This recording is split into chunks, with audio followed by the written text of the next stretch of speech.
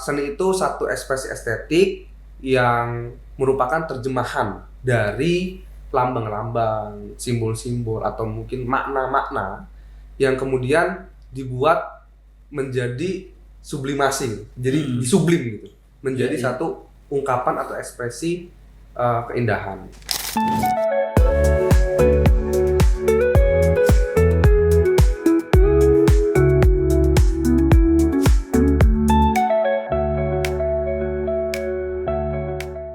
Teman-teman, kita sudah menulis dan juga menghasilkan karya dalam bentuk buku. Ini berjudul Keajaiban Negeri Emas Zabaj, Indonesia dalam Catatan Dunia Islam Masa Abbasiyah. Ya, ini kafur aromatika alami Indonesia yang digunakan pada masa peradaban Islam, khususnya dari Masyar Rasyidin sampai dengan Umayyah Abbasiyah yang kita kaji di sini. Teman-teman bisa cek untuk pembelian di bawah ini atau di deskripsi YouTube kami. Assalamualaikum warahmatullahi wabarakatuh, sahabat-sahabat teman-teman Sultan Institute dimanapun kalian berada ya. Kembali lagi di Archeo Story. Episode kali ini kita akan melanjutkan subchapter dalam buku tokoh penting dalam arkeologi di Indonesia ya Zur ya. Hasan Mu'arif Ambari dalam bukunya Menemukan Peradaban. Apa yang mau kita kaji saat ini Zur? Ya, kali ini mungkin bisa dibilang merupakan kelanjutan atau pembahasan yang berkaitan juga dengan bahasan kita sebelumnya ya. Masih dalam satu buku yang sama, buku karya Prof. Hasan Mu'arif Ambari, dan pembahasan kali ini merupakan bagian lain dari chapter buku Prof. Hasan Mu'arif Ambari tadi yang sudah disebutkan sama Mas Tori, berjudul Seni Islam, Ikonoklasme, Kaligrafi dan juga Arabes. Iya, jadi seni Islam ini menjadi satu topik yang cukup penting untuk memahami peradaban Islam secara keseluruhan, kebudayaan orang-orang Muslim, masyarakat Muslim, dan juga terutama dalam disiplin arkeologi Islam gitu. Jadi seni Islam ini bahasanya kita akan bahas sedikit untuk mengantarkan selanjutnya kajian-kajian tentang arkeologi Islam lanjutan. Nah, Hasan Mu'arif Ambari seni Islam itu membagi tiga isu di situ ya, tiga topik: ikonoklasme, kaligrafi dan Arabes. Nah, sebelum masuk ke tiga isu itu, nah di pengantar awalnya apa sebenarnya yang diulas oleh Hasan Mu'arif Ambari dalam konteks seni Islam ini? Ya, tentu ya. Di awal Prof. Hasan seperti biasa membahas bagaimana definisi dan juga konsep itu sendiri mengenai atau pengertian mengenai istilah atau terminologi yang digunakannya pada dalam hal ini ya seni Islam. Nah, pembahasan tentang seni Islam juga seperti yang tadi disebutkan Mas Tori, sebenarnya merupakan topik kajian yang menarik karena ini bisa kita bahas dari yang istilahnya periode yang dipelajari dalam disiplin ilmu arkeologi sampai kepada era yang kontemporer ya sebenarnya. Era yang kontemporer di mana mediumnya sudah mulai bervariasi, beragam, dan juga ekspresinya juga sudah mulai beragam ya, dipengaruhi oleh banyak ide dan pemikiran yang mungkin kalau dalam ilmu pengetahuan modern itu disebut nanti masuk di kajian sastra, di kajian seni rupa dan lain-lain. Nah, seni itu sendiri, Prof. Hasan itu menyinggung bagaimana seni itu merupakan ekspresi estetik. Mungkin bahasa sederhananya satu ekspresi yang berorientasi pada keindahan. Betul. Pada satu tingkat keindahan atau yang juga tadi saya sebut sebagai ekspresi estetik. Nah, kemudian bagaimana mengartikan seni itu dalam studi Islam atau dalam agama Islam. Seperti yang dikutip oleh Prof. Hasan Mu'arif Ambari mengenai seni Islam itu mengambil dari apa yang diterjemahkan atau diartikan atau dimaknai oleh Al-Faruqi, suatu ekspresi estetika yang bersumber dari nilai-nilai atau makna atau lambang atau simbol-simbol keilahian. yang itu termaktub dari Al-Quran, dan sumber Al-Quran itu merupakan Allah ya, atau Tuhan itu sendiri. Jadi seni itu satu ekspresi estetik yang merupakan terjemahan dari lambang-lambang, simbol-simbol, atau mungkin makna-makna yang kemudian dibuat menjadi sublimasi, jadi disublim gitu, menjadi satu ungkapan atau ekspresi keindahan. Nah, dalam Islam ya tadi sumber atau inspirasi atau dasar seni atau ekspresi estetik dalam agama Islam itu bersumber dari Al-Quran, dan Al-Quran itu juga bersumber dari Allah gitu. Jadi Prof. Hasan Muarif Ambari seperti biasa mengulas terlebih dahulu terkait dengan seni dan bagaimana seni dalam Islam. Meskipun juga kalau dibaca lebih lanjut, Prof. Hasan sampai kepada persoalan fikih, persoalan persoalan fikih, persoalan hukum ya, mengenai seni itu sendiri dalam agama Islam. Hanya kan kita mungkin tidak membahas sampai tidak perlu membahas sampai ke sana gitu. Iya. Jadi tadi kan seperti yang kita bahas di Arkeostory episode sebelumnya tentang arkeologi sebagai sumber sejarah Islam. Di awal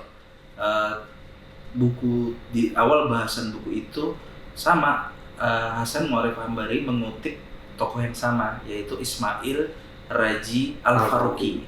Dia seorang Muslim scholars yang berbasis di Temple University Philadelphia, Amerika, sejaman juga dengan Fazlur Rahman yang di Chicago, kemudian juga satu tokoh besar di Melayu, yaitu Syekh Muhammad Naqib Al-Atas. Nah, Hasan Muarif Ambari menariknya kerap mengutip pandangan dari Ismail Raji Al-Faruqi. Nah, buku yang sudah diterjemahkan ke bahasa Indonesia adalah Atlas Kebudayaan Islam yang sangat tebal, yang di situ kita bisa belajar tentang banyak terkait tadi sejarah kebudayaan, sejarah peradaban, tentang seni Islam secara lebih detail gitu. Nah, mungkin nanti akan kita perlu juga kita bahas bagaimana sebenarnya seni Islam atau secara lebih luas peradaban Islam, kebudayaannya itu dipandang oleh para Muslim scholars yang memang sejaman pada saat itu, seperti Al-Atas, Faruqi, dan juga Fazlur Rahman gitu, sebagai tiga tokoh besar yang mempengaruhi zaman-zaman itu di 70 sampai awal 2000-an gitu. Kalau di Indonesia kan juga sebenarnya juga sampai ya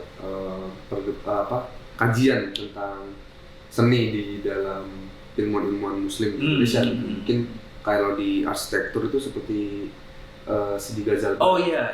Nanti sebenarnya saya mau nyebut pembahasan sendiri itu tentang itu Sidi Ghazalba, karena Sidi Ghazalba ya teman-teman. Jadi dia juga punya buku yang berjudul Masjid. Nah, di situ nanti ada aspek pembahasan konsep, fungsi, arsitektur dan lain sebagainya. Jadi banyak juga tokoh-tokoh Indonesia yang juga sudah membahas tema-tema ini. Nanti mungkin bisa kita singgung. Nah, cuma termasuk juga mungkin kalau bisa kita sebut almarhum Prof. Abdul Hadi WM juga. Oh iya. Iya. Soal itu. Yang di Paramadina ya. Abdul Hadi WM ya. Nanti mungkin juga bisa kita bahas. Begitu juga tokoh lain, Kunto Wijoyo ya. Yang juga cukup banyak tulisannya tentang itu gitu. Nah, yang menarik, Hasan Muarif Ambari di bagian bahasan awal itu kan mengutip sering Faruqi. Tetapi kalau kita baca secara lebih seksama, ada perbedaan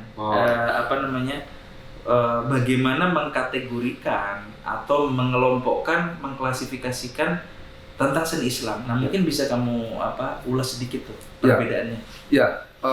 Sebenarnya kan pemahaman atau kategorisasi atau pengelompokan perfasan terhadap seni Islam ini kan juga sudah tercermin dalam judul topiknya dalam bukunya itu, seni Islam, ikonoklasme, kaligrafi, dan juga Arabis. Nah, tentu ini ada yang menarik adalah ada suatu perbedaan pandangan antara Prof. Hasan Muarif Ambari dengan Ismail Raja Al-Faruqi dalam memaknai seni Islam itu, atau dalam mengelompokkan seni Islam gitu. Kalau Prof. Hasan itu mengelompokkan dalam 3 kelompok, ikonoklasme, kaligrafi, dan juga Arabes. Sedangkan kalau kita baca di Atlas Budaya Islam, Al-Faruqi itu mengelompokkan mungkin 2 gitu. Antara figuratif dan juga non figuratif. Lebih simpel ya. Lebih simpel. Dan semua seni Islam, terutama dalam konteks memang sebagian besar lebih banyak seni Islam itu dimanifestasikan atau diekspresikan dalam seni ornamentasi. Jadi seni ornamentasi Islam itu semua itu disebut oleh Al-Faruqi sebagai Arabes. Nah dari Arabes itu kemudian ada 2 pengelompokan antara figuratif dan juga non figuratif. Nah kalau kita coba komparasikan, ikonoklasme ini sebenarnya bisa jadi termasuk ke dalam kelompok figuratif yang disebut oleh Al-Faruqi. Kalau figuratif itu satu bentuk seni Islam yang menampilkan wujud atau gambaran makhluk hidup, entah itu hewan atau bisa juga manusia ya. Itu dalam figuratif, termasuk juga floral sebenarnya, tumbuhan itu masuk dalam figuratif.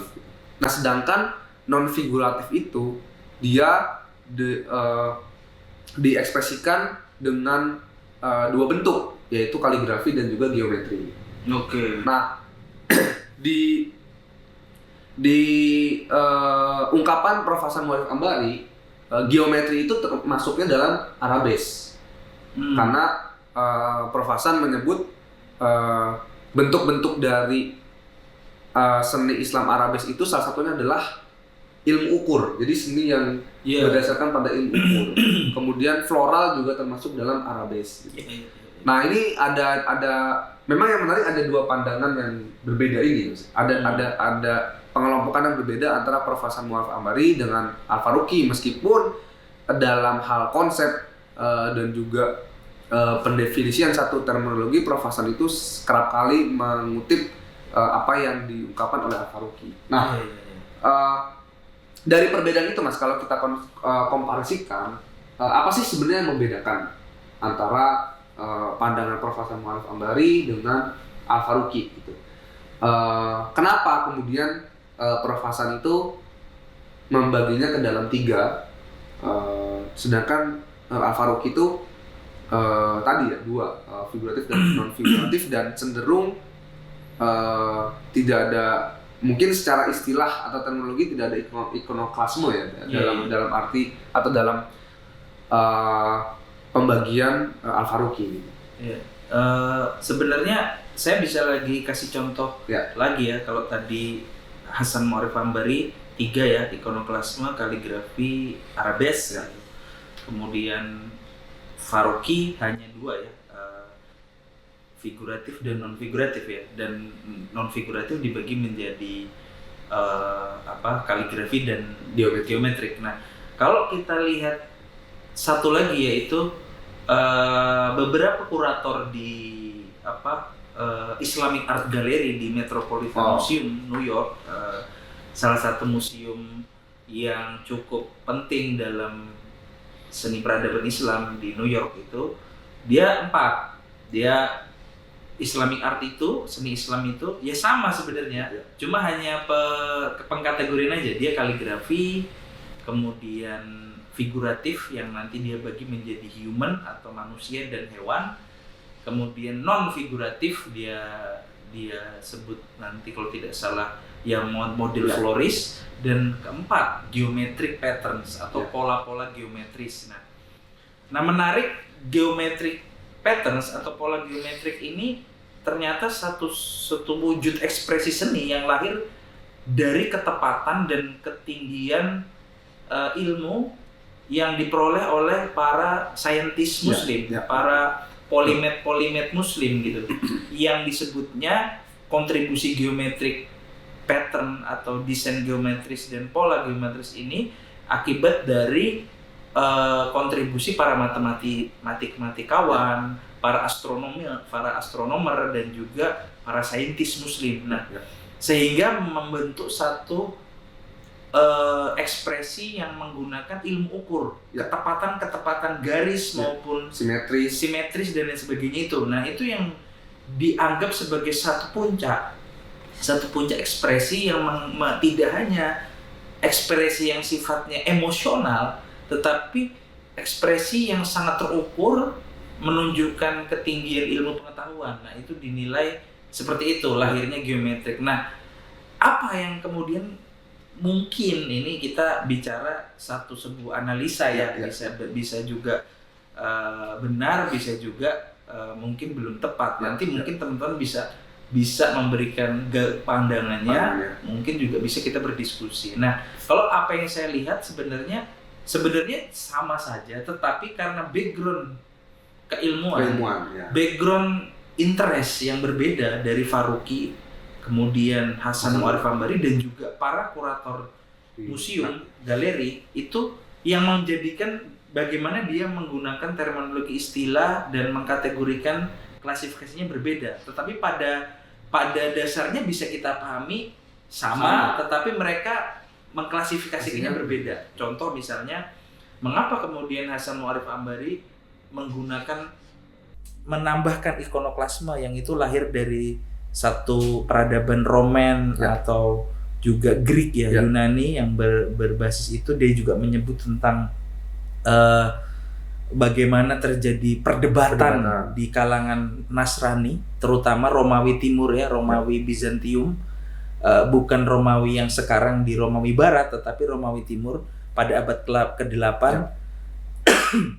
terjadi perlawanan terhadap karya seni figuratif atau ikonoklasme yang menampilkan ekspresi makhluk hidup. Nah, ini terjadi perlawanan atau kita bisa sebut Kristen Ortodoks di Romawi Bizantium pada abad ke-8. Dan itu perlawanan itu juga melibatkan tidak hanya pertentangan antara scholars atau ulama, tetapi juga dengan penguasa kaisar pada masa itu begitu. Dan ternyata di Kristen Ortodoks, Yahudi dan Islam terjadi perdebatan itu. Kalau di Islam sudah jelas tadi disebut secara fikih memang tidak diperbolehkan, dilarang menggunakan elemen figuratif. Tetapi yang dimaksud figuratif oleh para 3 kategori Hasan Faruqi tadi kurator di Met, itu kan sebenarnya figuratif yang sudah di-blur, yang sudah tidak berbentuk makhluk hidup gitu.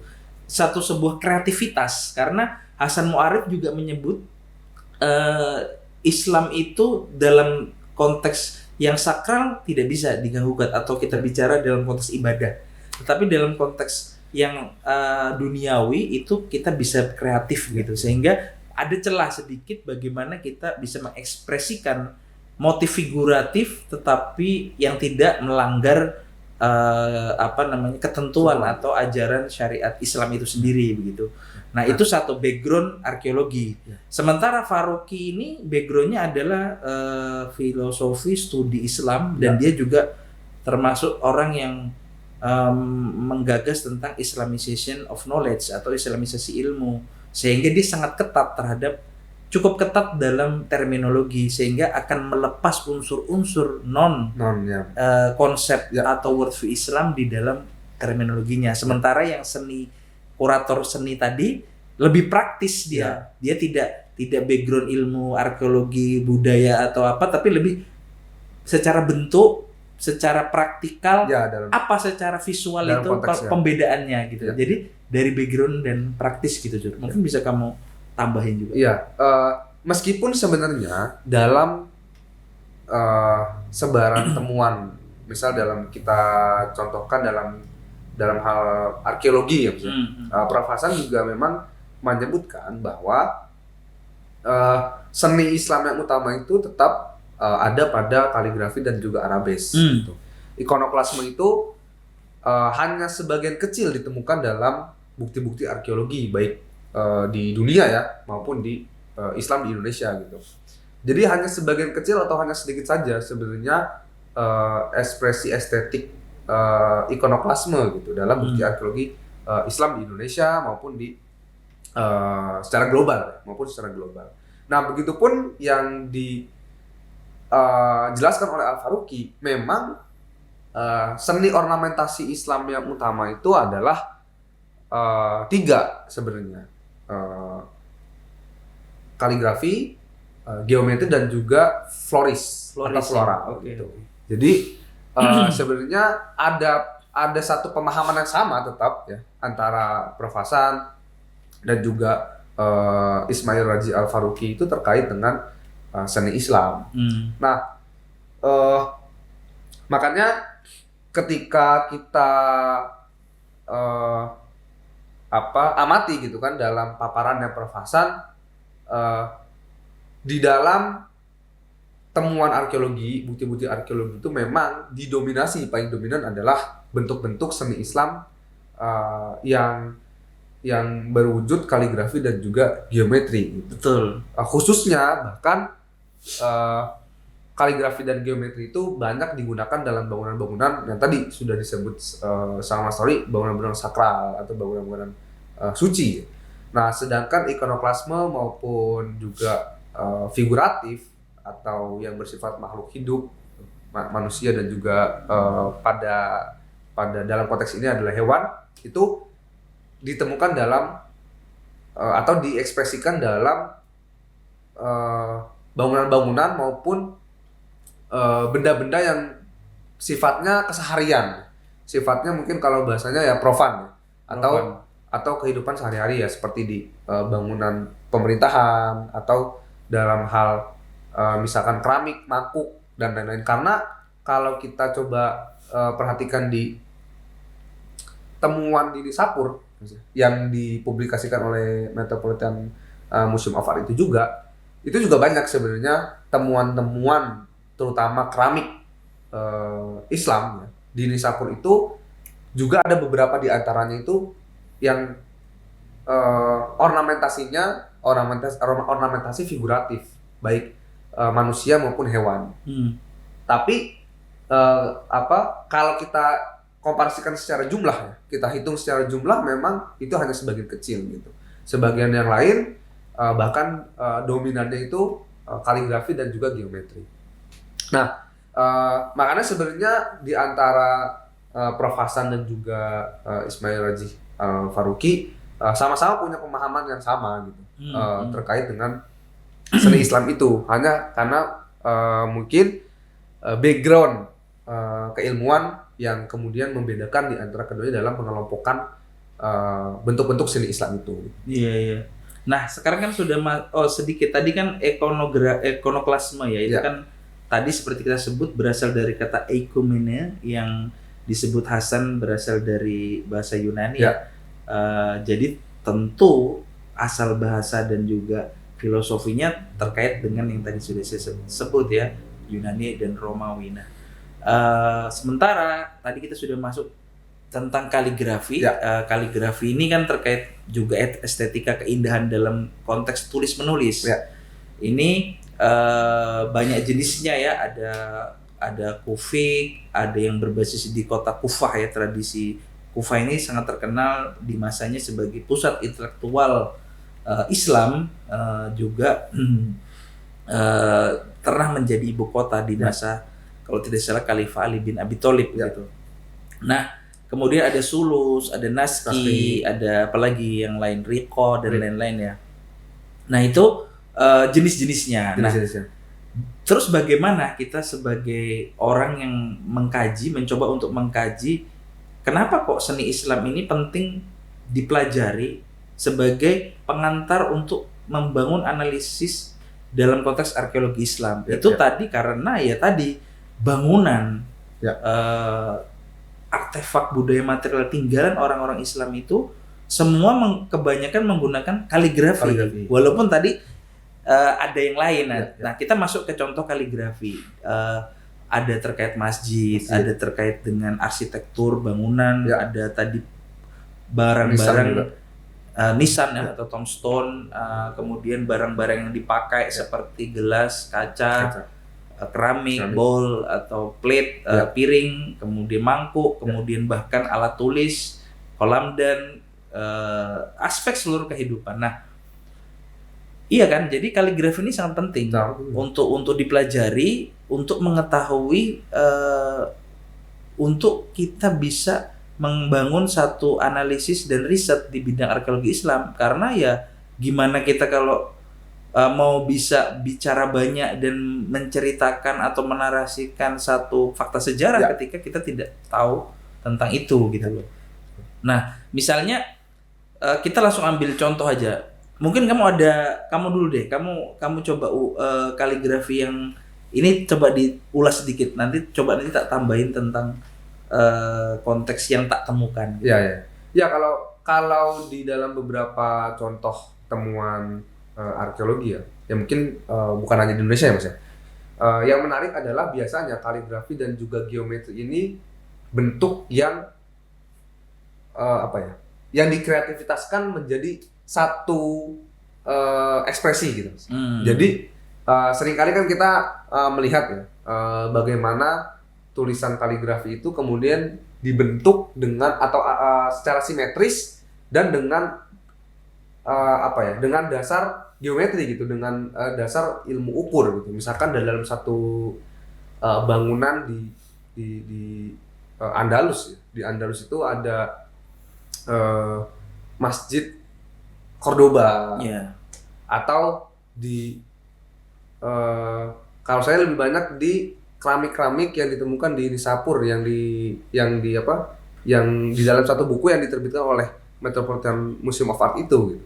Jadi banyak tuh kreativitas seni Islam, perpaduan dari kaligrafi dan juga geometri, dan itu menghasilkan satu kreativitas dan keindahan serta ekspresi estetik yang begitu luar biasa sebenarnya, yang itu merupakan satu ekspresi istilahnya tingkat tinggi lah dari seniman dan juga ilmuwan muslim. Nah, tadi kan ya banyak ya di Cordoba, masjid Grand Mezquita of Cordoba, masjid agungnya, kemudian di Alhambra. Nah, mungkin yang lebih dekat dengan kita, misalnya kita ambil contoh tadi yang sebelum kita bicara di Indonesia tadi menyinggung tentang keramik. Nah, selain keramik sebenarnya ada yang juga penting ya, atau dalam bahasa Inggris itu tile atau ubin ya. Jadi sering itu ubin itu di motif, terutama kalau yang kita temukan di Bongal itu ada motif floris ya. Motif floris yang juga sama dengan temuan di Nisapur. Jadi motif floris itu juga cukup banyak, baik itu di glass, di kaca yang ditemukan di sini maupun kaca yang sudah saya lihat itu juga sama dengan di Kairouan begitu. Motif floris kaca dalam bentuk botol kaca yang cukup besar gitu. Nah, selain tile atau ubin atau itu juga ada lagi dalam konteks mihrab sebenarnya yang paling penting. Mihrab itu adalah tempat imam ya, arah kiblat. Biasanya di dalam masjid ada mihrab, yang mihrabnya itu menuju ke arah kiblat. Biasanya nanti dipakai menjadi tempat sholat bagi imam. Nah, di depan mihrab nanti ada mimbar. Nah, mihrab ini memang biasanya terdapat ornamental seni Islam di situ. Nah, bagi teman-teman misalnya yang pernah ke Masjid Agung Kesultanan atau Kasunanan Surakarta Hadiningrat atau Karaton Solo, kita bisa melihat di dalam gerbang awal itu ada kaligrafi yang bercorak Ottoman, Utsmani. Jadi pada masa Pakubuwono X memang ada satu korespondensi dalam artian kontak ya. Jadi Pakubuwono X itu diberitakan di majalah atau koran di Istanbul sana. Kemudian ada pengiriman pelajar atau mahasiswa yang belajar ke sana. Selain itu ditunjukkan pula dengan menara. Jadi di menara Masjid Agung Kasunanan Surakarta itu ada kaligrafi yang kalau dalam ilmu pengetahuan kita sebut sebagai tugro atau kaligrafi monogram simbol Ottoman, simbol Turki Utsmani. Nah, kita bisa menemukan tugro Ottoman itu di dalam satu official diplomatic paspor atau official diplomatic letters atau surat-surat diplomatik korespondensi. Dia berfungsi sebagai mungkin logo, cap atau seal, stempel. Nah, menariknya di gerbang Masjid Agung Kasunanan Surakarta itu ada tugro Ottoman di menaranya juga, dan bahkan nanti kita bisa cek di mihrab. Nah, kalau kita lihat itu juga sama dengan dokumen tugro paspor diplomatik yang dikeluarkan oleh Konsul Jenderal Ottoman di Batavia pada masa itu. Nah, itu salah satunya. Yang kedua, kalau kita bicara simbol kaligrafi lagi, nanti kita bisa lihat di Kudus ya. Masjid Agung Kudus itu juga luar biasa. Kalau teman-teman ke Masjid Indrapuri Aceh juga ada kaligrafinya, ada ornamental yang juga luar biasa begitu. Nah, masjid di mana tuh? Medan apa? Al Osmani. Masjid Al Osmani. Jadi Masjid Al Osmani ini terletak di Deli Serdang ya. Mungkin secara administratif tidak di Medannya, masih perjalanan. Daerahnya namanya Belawan. Pelabuhan Belawan. Dekat dengan Pelabuhan Belawan, tidak jauh dari situs arkeologi kota Cina. Nah, Masjid Al Osmani ini menjadi masjid yang penting. Dia bercorak sangat Melayu ya, dengan kuning emasnya. Kemudian di sekitarnya masih ada makam-makam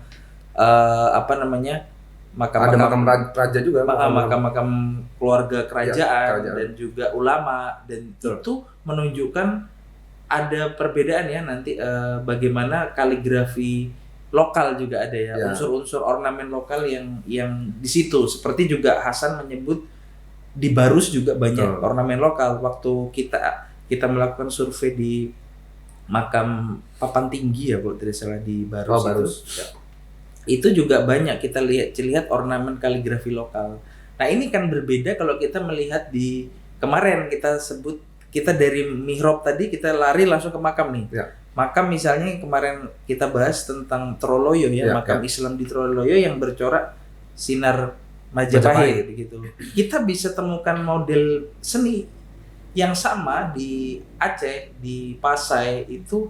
Menurut senior kita Bang Deddy Satria, model-model nisan di Pasai dan juga di Aceh itu banyak terinspirasi dari Samsuddunya gitu kan. Filosofi konsep Samsuddunya itu tadi, matahari, kemudian matahari agama dan lain sebagainya. Nah, jadi ada Samsuddin, mataharinya agama. Nah, itu menjadi penting. Nah, juga kalau saya dalam apa yang lagi saya kaji itu tentang kolamdan misalnya, Kolamdan itu kalau teman-teman tahu itu adalah alat tulis ya. Alat tulis menulis menggunakan tinta ya. Dan itu juga ditemukan di situs Bongal. Itu ditemukan di situs Bongal. Cuma kalau di Kolamdan situs Bongal, karena dia masa awal Islam, dia bahannya kayu. Nah, ini cukup langka. Yang saya lihat baru di Palestina ya, yang berbahan kayu mirip ada di sini. Sementara kalamdan yang lain tuh ya Fatimiyah, Ottoman, Abbasiyah gitu, yang sudah berbahan dengan mungkin tembaga, mungkin perak, mungkin emas gitu kan. Yang itu menunjukkan tingginya literasi atau simbol kebudayaan tinggi, menggunakan tulis menulis. Dan kalamdan ini luar biasa indahnya dari masing-masing peradaban Islam atau Islamic polity, kekuasaan Islam tuh punya coraknya sendiri-sendiri. Nah, di Bongal atau di Kolamdan yang lagi kita kaji ini punya kecenderungan motif mihrab juga, yang tadi seperti kita sebut, seni Islam itu kan seni keilahian. Disebut Hasan juga, Mu'arif Hambari juga, bahwasanya tujuannya adalah mardatilah, menggapai ridho Allah. Sehingga seni Islam itu adalah wujud ekspresi juga peribadatan secara dalam ekspresi materi begitu. Nah, maka kemudian kita bisa melihat motif mihrab dalam wujud kolam dan motif mihrab dalam wujud makam. Misalnya kita lihat makam Maulana Malik Ibrahim yang bertipe kamba itu berbentuk mihrab. Makam Zainal Abidin Nahrisyah berbentuk mihrab. Makam ulama Said Syarif yang ada di Pasai juga berbentuk mihrab. Dan depannya mihrab, belakangnya itu floris. Nah, kita banyak temukan motif-motif floris itu nanti di bagian belakang dari makam. Tombstone-nya di depannya itu nanti motif mihrabnya. Nah, nanti dari motif mihrab itu terutama di abad-abad 15 pertengahan 1400-an ke atas itu ada tipe-tipe, misalnya kita lihat di Aceh itu ada tipe lentera, kandil, miskah yang dia menunjukkan satu filosofi kita itu membawa risalah, mau membawa mencerahkan ya, membawa lampu, penerang, lentera kan.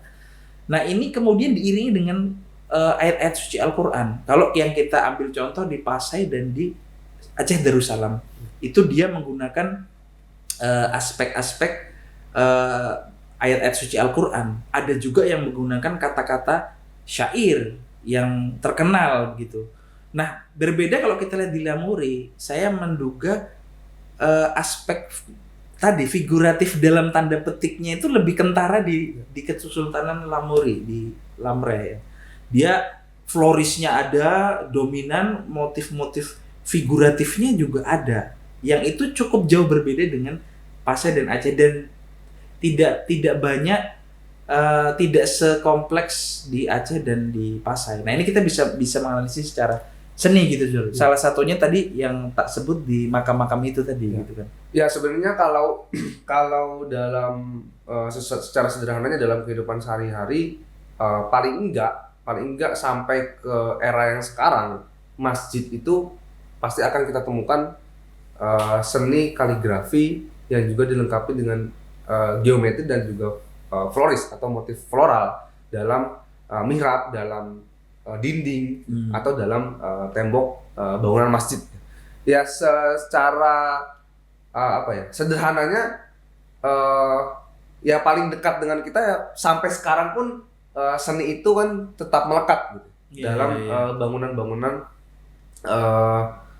agama Islam gitu. Nah, yang menarik juga sebenarnya dalam konteks arkeologi mengenai seni Islam itu sebenarnya kita juga bisa mengkaji atau melacak sampai kepada teknologi pembuatan. Bagaimana sebenarnya seni itu seni atau ya ornamen itu dibuat di dalam media yang bervariasi atau media yang beragam. Ada yang di media kayu, ada yang di keramik, ada yang di kaca, ada yang di arsitektur bangunan gitu kan. Dan ya dalam konteks arkeologi kita bisa menelaah sampai ke sana kan sebenarnya kalau kita berbicara seni Islam.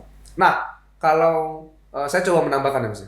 Menariknya sebenarnya ketika membahas seni Islam dan kemudian kita banyak membahas rootnya atau dasarnya kita membahas dalam konteks arkeologi gitu kan. Menarik juga kalau misalkan kita cermati bagaimana seni Islam itu kemudian masih terus berlanjut. Perkembangan kelanjutannya itu di era kontemporer atau di era sekarang gitu ya. Di mana medianya sudah mulai beragam, bervariasi, banyak pilihan dan perpaduan dan juga pengaruhnya itu juga lebih beragam ya, yang seperti tadi sudah sempat saya singgung di awal, yang biasanya dikaji dalam ilmu sastra atau ilmu seni, dalam hal ini misal seni rupa. Nah, sebenarnya kajian arkeologi atau mungkin ya metode penelitiannya bersifat kebendaan ya, bersifat material itu di dalam media-media yang periodenya tuh lebih muda gitu. Itu sebenarnya juga sangat mungkin untuk dilakukan gitu. Dan saya pikir sejauh yang saya telusuri riset atau juga kajian tentang itu tuh masih sedikit gitu. Kajian tentang seni-seni Islam tapi dengan periode yang lebih muda dan media yang lebih beragam. Misal kalau sekarang ya, misal Kanvas, media Kanvas, dan beragam media yang lain yang teman-teman sendiri mungkin lebih memahami. Nah kemudian dalam hal ekspresi estetika Islam itu yang menarik adalah tadi sudah sempat disinggung juga bagaimana pemikir-pemikir dan ilmuwan-ilmuwan Muslim di Indonesia juga banyak menulis dan juga mengkajinya gitu. Seperti Sidi Ghazalba dan juga kalau saya yang menarik mengaitkannya dengan apa yang Prof. Abdul Hadi WM catatkan gitu, dalam catatan kritisnya yang sudah dibukukan juga dengan judul yang sama, yaitu Kembali ke Akar, Kembali ke Sumber, esai-esai sastra profetik dan sofistik gitu. Nah sebenarnya saya melihat kalau dulu di beberapa tahun yang lalu saya membaca buku karya Prof. Hasan Muarif Ambari ini, kemudian tidak jauh dengan itu saya langsung melanjutkan membaca buku catatan kritisnya Prof. Abdul Hadi WM itu. Saya benar-benar menemukan satu perkembangan lanjutan atau satu kelanjutan dari seni Islam yang itu sangat menarik untuk dikaji gitu. Dengan beragam dengan media yang bervariasi tadi, dari media yang dalam konteks arkeologi ya nisan, arsitektur bangunan, arsitektur masjid, kemudian keramik, kaca, dan kemudian sampai kepada kajian seni Islam yang kontemporer sekarang gitu, yang di era modern. Nah yang menarik adalah sebenarnya seni Islam baik dalam sastra dan juga seni rupa itu masih terus berlanjut, masih terus berkembang sampai sekarang, dan bahkan dalam kajian seni dan sastra dia berwujud jadi satu kajian yang kajian yang penuh dengan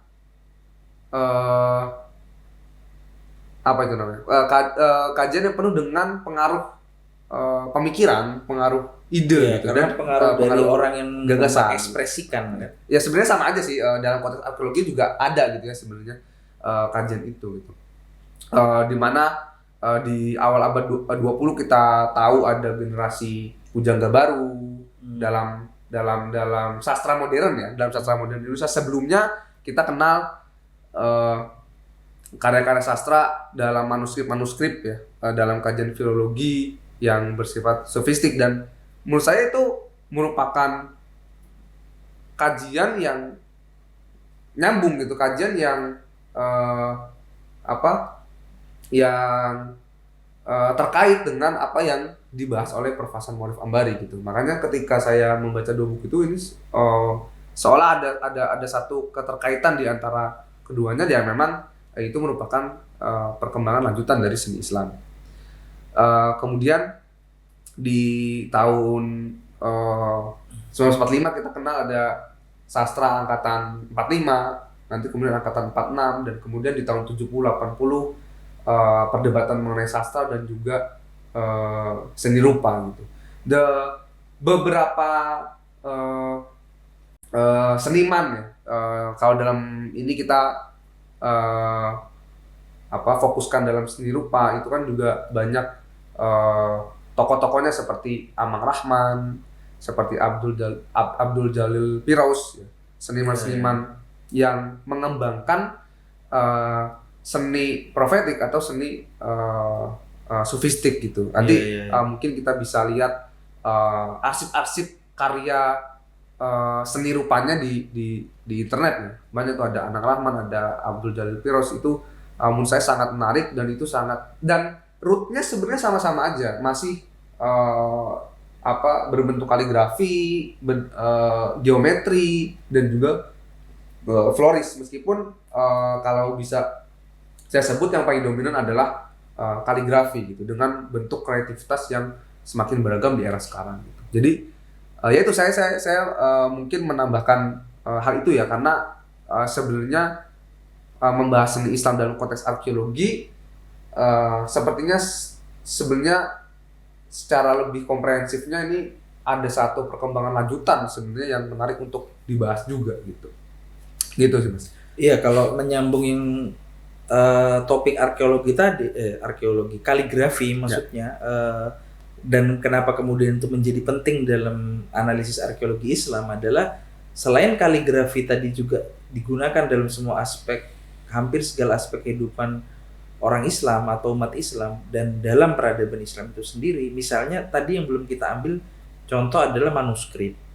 Manuskrip itu apakah itu yang obat-obatan, apakah itu yang kaitannya dengan official atau pemerintahan, diplomatik, apa yang itu kaitannya dengan karya intelektual, itu punya karakter tentu kaligrafinya, dan itu menunjukkan era atau zaman. Misalnya kaligrafi kufik itu sangat terkenal di awal-awal Islam. Nah, nanti setiap wilayah geografis itu punya karakternya sendiri dalam konteks geografi. Nah, supaya teman-teman itu juga dan sahabat-sahabat sultanat itu juga bisa tidak terpaku pada apa yang kita omongkan, saya menyarankan kepada teman-teman dan sahabat sultanat itu untuk mengunjungi Museum Seni Islam di Malaysia. Oh, di Malaysia.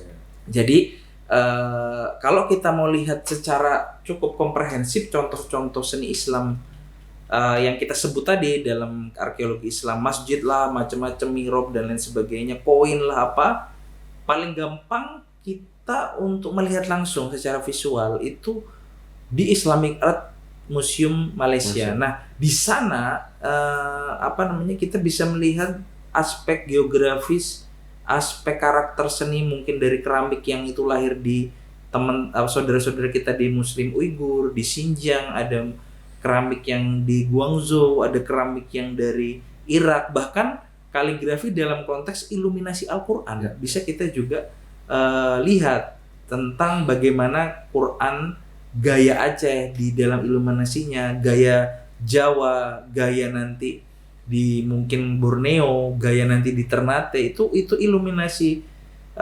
Al-Quran dan atau manuskrip Quran surat bagiannya itu berbeda-beda. Nah, itu menunjukkan kaligrafi yang berbeda. Nah, dalam konteks khotnya bahkan gaya tulis Al-Quran nanti yang lahir di mungkin kita Habasyah misalnya di daerah Afrika Timur, di Ethiopia, itu berbeda nanti dengan yang di Afrika bagian lain di Maghrib misalnya. Kemudian yang lahir di Andalusia, di Cordoba, yang lahir di Ottoman, di Fatimiyah, di Mesir, di Fustat atau di Baghdad, itu berbeda. Dan kita bisa lihat iluminasi Al-Qur'annya, kaligrafinya itu di Islamic Art Museum Malaysia tadi. Begitu juga nanti karya-karya geometrik. Desain di situ kita bisa lihat langsung budaya materialnya, artefaknya, seninya, terutama nanti di bagian kebudayaan Islam di wilayah Iran ya atau Persia itu banyak. Misalnya Qajar dinasti itu cukup tinggi juga, konteks kompleks seninya. Terkait Mughal otomatis ya dengan Indo-Islamic world-nya yang secara masjid aja kita bisa lihat ya, kubah atau menara tipe Indo-Islami, kubah atau menara tipe Ottoman, kubah atau menara tipe Melayu atau Nusantara, itu misalnya dengan atap berlapis 3 sementara di tempat yang beda. Nah, teman-teman bisa melihat secara lebih gamblang di situ. Begitu juga jika berkesempatan untuk ke misalnya yang dekat ya di Asian Civilization, walaupun kecil sedikit ya, tetapi yang paling mantap, yang paling dekat dengan kita ya di Kuala Lumpur itu cukup karena museum itu sudah cukup lama, dari 98 berdiri sampai sekarang, berarti sudah mungkin hampir 25 tahun begitu, dan mereka sering membuat galeri. Nah, bisa lihat di situ juga, atau bisa berkunjung ke Solo, ke tempat kita. Kita sebagian ada, walaupun banyak yang bukan seperti di sana yang kaitannya kadang banyak utuh, kalau kita kan tidak seperti itu. Nah, itu satu dari sisi kaligrafi. Nah, menyambung tadi, seni itu juga mencerminkan zaman. Saya mau bahas sedikit ke situ, seni. Misalnya kemarin ketika di Arkeostory konteks episode Pak Asai, kita sempat menyinggung dalam ada mengapa di era pertama Pasai itu konteks seninya dari sisi makamnya itu rumit sampai dengan nanti pada masa Zainal Abidin Nahrisya sampai dengan terutama Zainal Abidin Raubabdar, dia sangat kompleks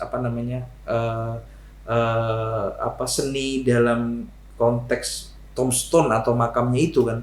Bahkan di Nahrisya itu diukirkan 83 ayat surat Yasin begitu.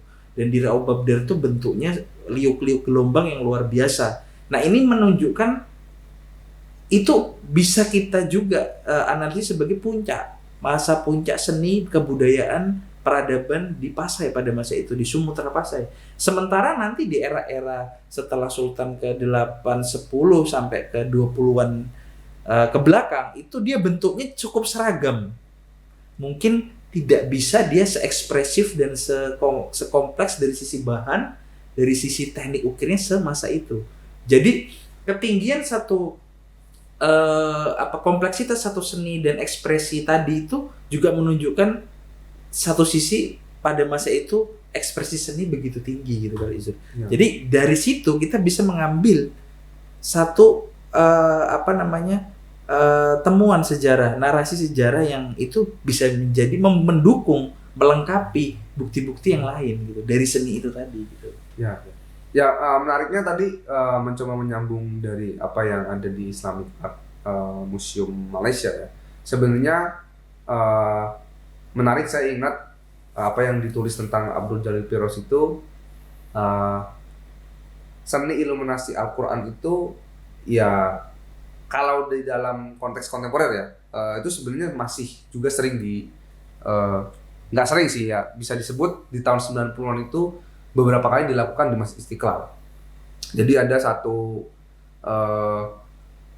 pameran yang mungkin sepertinya diselenggarakan 2 atau 3 kali di tahun 90-an itu. Jadi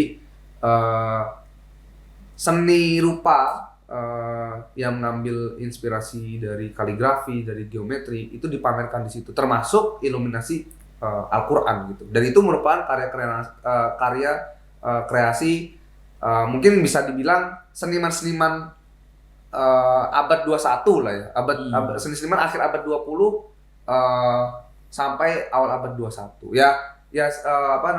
Menariknya sebenarnya banyak kelanjutan dari seni Islam dalam konteks arkeologi, kemudian juga sebenarnya itu merupakan data-data arkeologi juga sebenarnya ketika misal kita dalam konteks paradigma 50 tahun atau 25 tahun ya, suatu benda itu sudah berumur 50 tahun atau 25 tahun, itu merupakan suatu data arkeologi atau sumber sejarah juga gitu.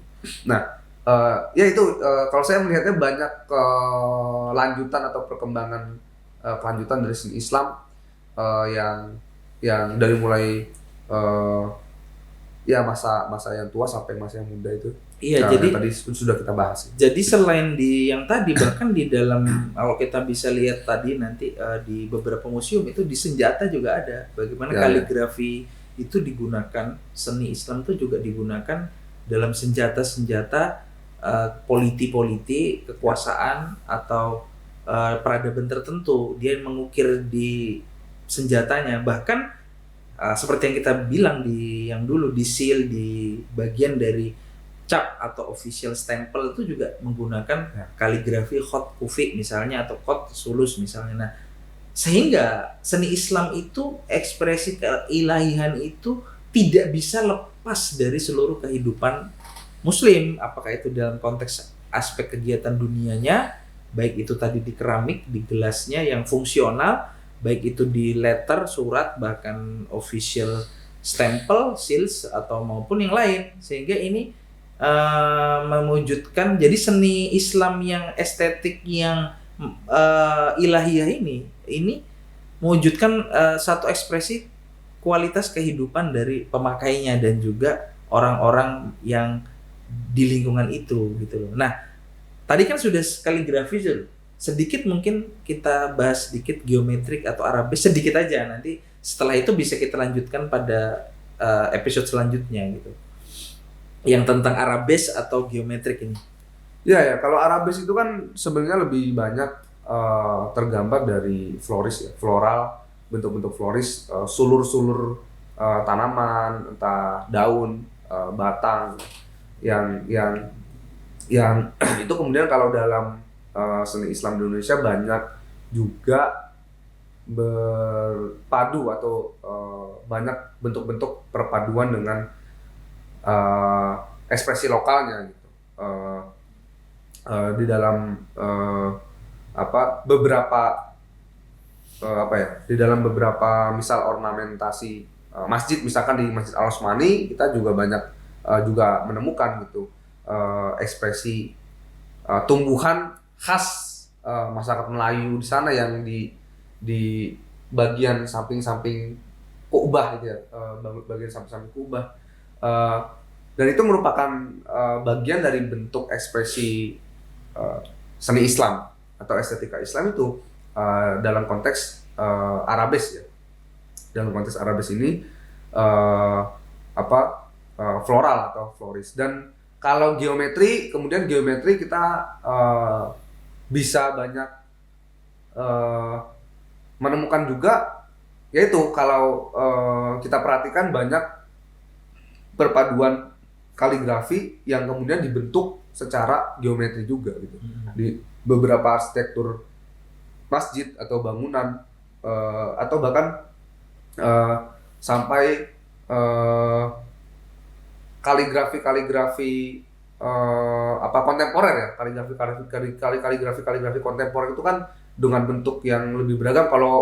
Kalau bentuk kufi kan dia lebih kaku ya, lebih dengan bentuk yang siku atau sudut-sudutnya gitu kan. Kalau yang kaligrafi yang lebih kontemporer kan dia lebih banyak lengkungan, lebih banyak kreativitas dan itu banyak diperlihatkan kreativitasnya dipadukan dengan bentuk-bentuk geometri.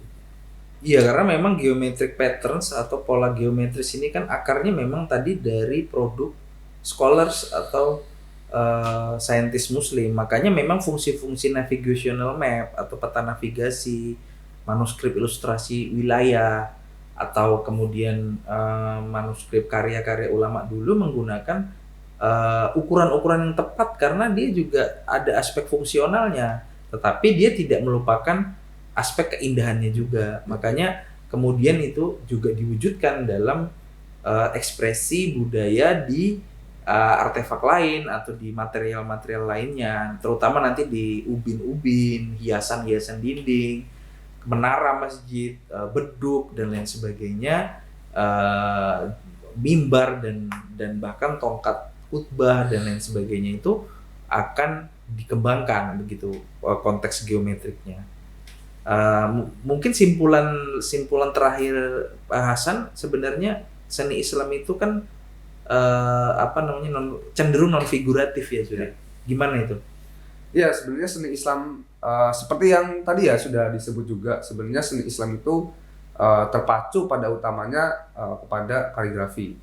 Ini merupakan satu seni yang lahir dari kreativitas pertulisan dalam Islam gitu ya, yang kemudian perkembangannya begitu bervariasi dan begitu beragam. Jadi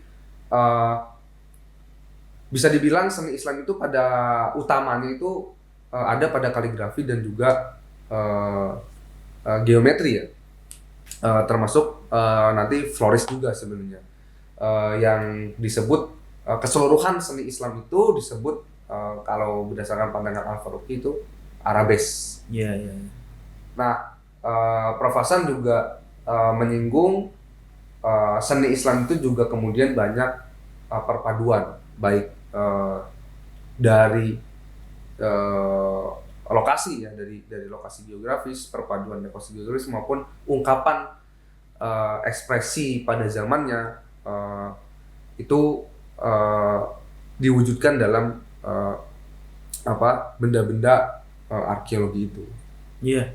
Mungkin itu dulu ya teman-teman, karena juga udah cukup panjang sekali obrolan kita. Nah, nanti kita lanjutkan karena seni Islam ini begitu luas.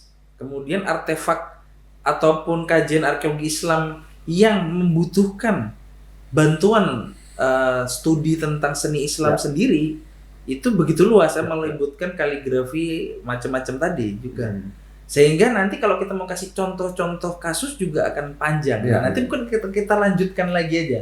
Terutama karena tadi Arabesnya belum terlalu banyak. Nanti kita coba lanjutkan bagaimana seni Islam, begitu contoh-contohnya di Indonesia, kita akan coba dekatkan dengan tema-tema wilayah dan juga kasuistik di negeri kita juga kita komparasikan sebenarnya kalau mau agak lebih mendalam ya itu ya.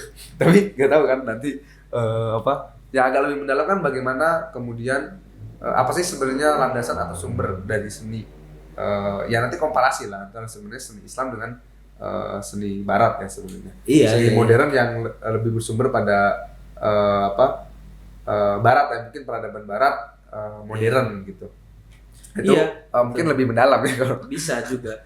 Karena memang kalau kita bicara dalam pengantar kajian arkeologi Islam ini, seni Islam itu ya secara mudahnya tadi ya seni yang beraspek pada keilahian atau dia berorientasi kepada transendental ilahiyah, sehingga ekspresi dari semua seni itu tidak lain dan tidak bisa dipisahkan, disekulerkan dengan aspek yang tidak ilahiyah. Makanya semua budaya tinggalan arkeologi, budaya material yang ditinggalkan oleh orang-orang Muslim, peradaban Islam itu selalu punya aspek pesan-pesan ilahiyah.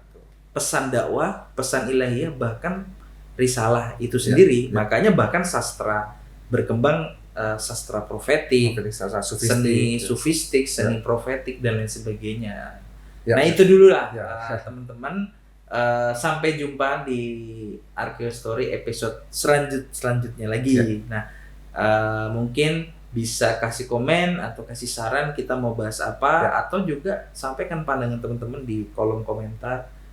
Mungkin juga yang mau mengkaji bareng, meneliti bareng, bisa juga DM di medsos kita. Gitu aja dulu ya. Terima kasih. Oke, sampai jumpa.